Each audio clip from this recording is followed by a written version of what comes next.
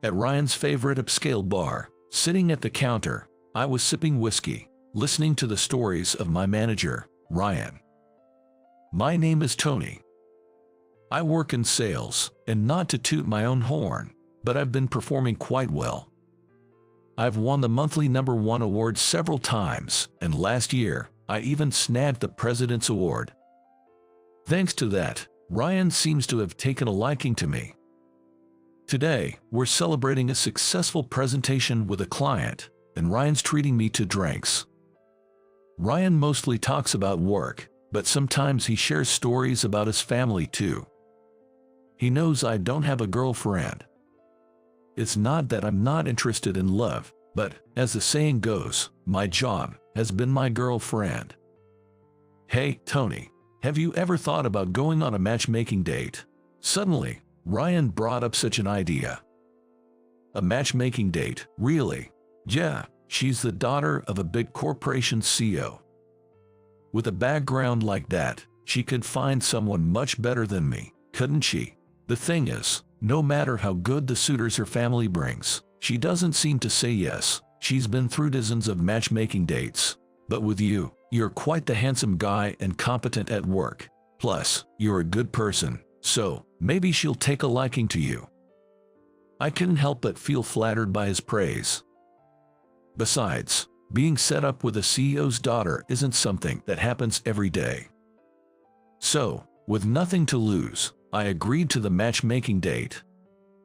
When I saw her picture, she was beautiful but seemed to have a strong-willed expression. On the day of the matchmaking date, I wore the most expensive suit I owned and headed to the high-end restaurant. There, just like in the photo, sat a beautiful woman in a vibrant dress. Next to her was an elderly gentleman, her father, Mr. Cooper, the CEO of a major electronics company. Tony, please sit here. Ryan directed me to sit opposite the lady. She was staring intently at me. I looked at her face too. In that moment, I was instantly captivated by the beauty and intelligence in her eyes. Her name was Sarah. After the introductions and greetings, the meal was served, but I was too nervous to taste anything. Then, Mr. Cooper asked me, Tony, do you like kids? Kids, I don't dislike them, but I haven't had much interaction with them to say if I like them or not.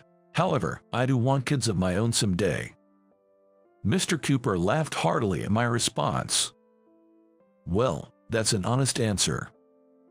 Then he pointed to his daughter and said, The thing is, she has a 7-year-old daughter. I see, that's what this is about. Having a child must be why her marriage arrangements were complicated.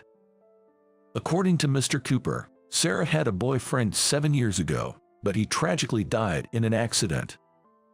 At that time, she was pregnant. Afterward, against her parents' wishes, she decided to have the baby. After the meal, Mr. Cooper and Ryan left first, leaving Sarah and me alone.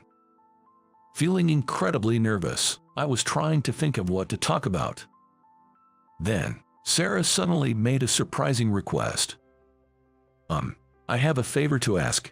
Could you pretend to be in a relationship with me? Pretend to be in a relationship. Why? She answered quietly.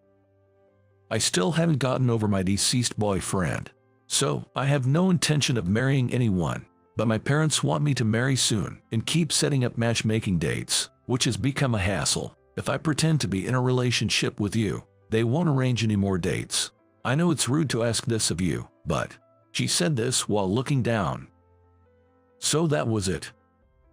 That's why Ryan mentioned she wasn't progressing with any suitors. I understood her situation. Of course, I'll compensate you, she said. After some thought, I agreed to her proposal. All right, I'll do it. Really, thank you so much, she smiled brightly. It wasn't for the compensation that I accepted her proposal. I realized I had completely fallen for her in just this short time. It might have been love at first sight, but it was her determination and sincerity that especially drew me to her. It was the first time I felt this way. And so, I secretly harbored a hope in my heart. Even if it's just pretend for now. I'll take my time and try to make her genuinely fall for me. It doesn't matter if she has a child. I thought it would be a joy to have a child, even if we're not related by blood. When I got home that day, I contacted Ryan and told him the date went well. Ryan was overjoyed. Later, I arranged a date with Sarah. Even if it's a fake relationship, we should go on at least one date, right? Otherwise, your parents might get suspicious. Saying that, I asked her out and she agreed. When we met up, she brought her daughter along. Her daughter's name is Casey, she told me. Casey was very honest, energetic, and adorable. The three of us went to the zoo that day. We saw many animals, and Casey was having a blast. Look at the bear, he's cool. Next, let's see the elephants. Yes, let's do that. Sarah was somewhat aloof towards me, but her eyes were gentle and filled with love when she looked at Casey. After leaving the zoo, we had dinner at a restaurant. While Sarah was away at the restroom, I chatted with Casey. Do you like animals, Casey? Yeah, I do. What else do you like? Any favorite TV shows? I like Avengers. Casey said this with a bright smile. Avengers? I couldn't help but rejoice internally.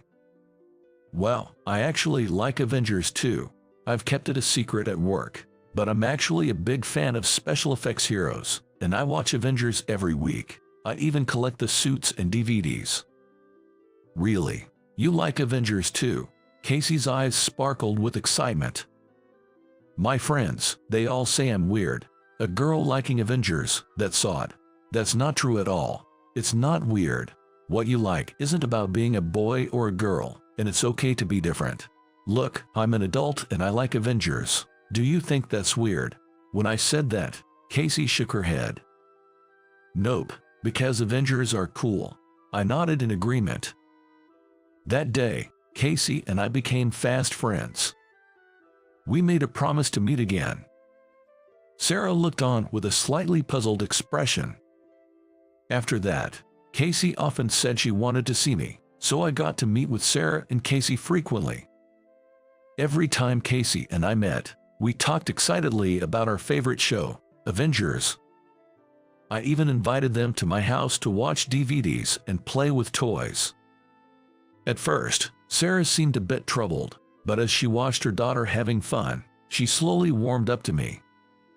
One day, when Casey fell asleep at my place from playing too much, I bravely confessed to Sarah. Sarah, I like you, so could we maybe be in a real relationship, not just pretend? She looked surprised for a moment, but her expression remained stern. I'm sorry, I appreciate your feelings, but I still can't forget my past boyfriend. Still, I didn't back down. I'm not asking you to forget him, but I want you to see me too. It's okay if I'm not the first in your heart. I just want to be by your side. After saying that, she looked down in silence. Then, after a while, she spoke softly. Really, you're okay with that? Of course. I replied. Even if she doesn't love me yet, just being able to meet her sometimes makes me happy. I'm hoping that, maybe in the future, she'll come to like me even a little bit. Then one day, Sarah, Casey, and I had arranged to meet to see Avengers show. I arrived a bit early and was waiting at the station's roundabout. Then our eyes met as Casey descended the station stairs. She let go of Sarah's hand and ran straight towards me. Across the road, I saw a car approaching. Careful! Before I knew it, my body moved on its own. I instinctively hugged Casey to protect her from the oncoming car. The momentum made me fall, hitting my head on the ground, and I lost consciousness. When I woke up, I was in a hospital bed. A warm hand was holding mine on top of the white sheets. Looking up, I saw Sarah's face. You're awake. I'm so relieved. How's Casey? Casey's fine, thanks to you. She doesn't have a scratch, My mom's watching her now." Hearing that, I felt relieved. After that, she went to call the doctor. Soon, the doctor arrived and explained my condition. I had been unconscious for a full day due to a severe head injury, but the tests showed no abnormalities in my brain. I was told I could be discharged immediately. That same day, I left the hospital and returned home. The next day, Sarah came to my house. She was alone. "Where's Casey today?" I left Casey with my mom. I wanted to talk, just the two of us. "What do you want to talk about?" As soon as we entered the room, Sarah started talking. "Thank you so much for saving my daughter," she said. I just did what anyone would." She raised her face to look at me. "Tony, I was so worried while you were unconscious. I couldn't stand the thought. What if you never woke up?" As she spoke, tears began to fall. "I didn't want you to die at all. I wanted you to always be by my side. I realized I wanted to be with you. I've never felt this way since I lost him." "Sarah." I gently placed my hand on her shoulder to comfort her. She leaned on my shoulder and cried. After a good cry, she looked into my eyes and said, "I'm so glad you're alive. I've realized, I think I like you. When I thought I might lose you, I understood for the first time how important you have become to me. And Casey loves you too. Would you become Casey's father?" It was her proposal to me. "Yes, of course, I'd be happy to. I look forward to being with you forever," I said, squeezing her hands tightly. I could feel tears rolling down my cheeks. Later, when Casey found out I would become her father, she was overjoyed. "Tony being my dad, I'm so happy," she said, hugging me tightly. I gently lifted her small body onto my lap. "I'm happy too, Casey. I'm looking forward to it." "Yeah, now we can play Avengers anytime." She struck a pose. I tickled her, and she laughed joyfully. Watching this, Sarah looked incredibly happy. I decided then and there to make these two happy for the rest of my life.